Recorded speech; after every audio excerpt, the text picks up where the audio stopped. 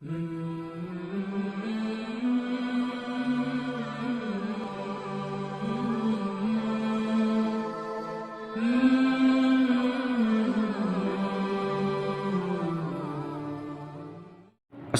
علیکم ورحمۃ اللہ وبرکاتہ۔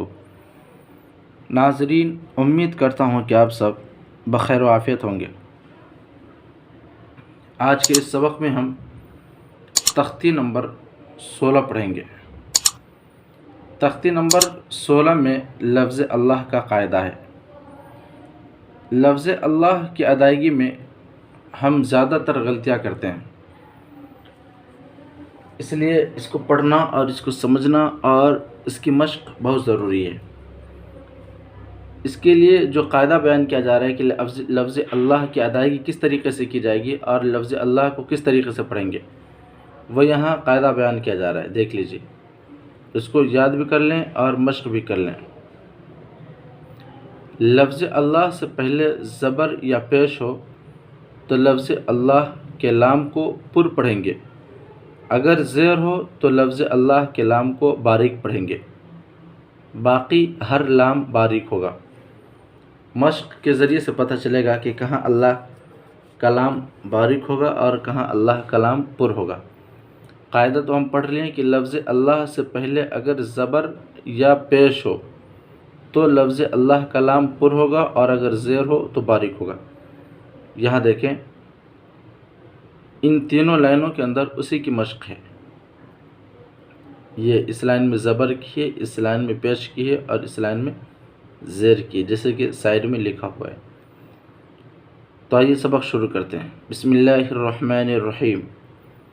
حمزہ نون زیر ان، نون لام زبر نل، ان نل، لام کھڑا زبر لا، ہا زبر ہے، ان اللہ، اس کو ہم لام کو پر کر کے پڑھیں گے، ان اللہ۔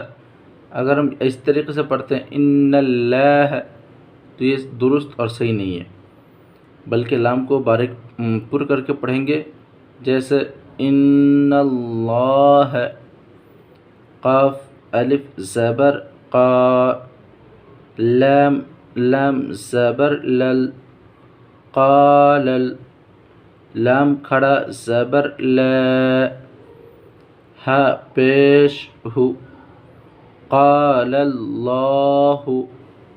یہاں بھی دیکھیں، اس پوری لائن میں زبر کا بیان ہے اور لفظ اللہ سے پہلے زبر ہو اسی کی بحث ہے۔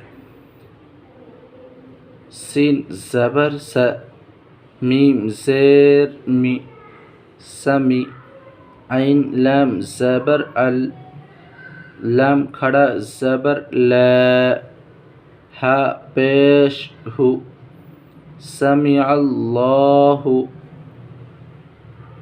ان اللہ، قال اللہ، سمع اللہ،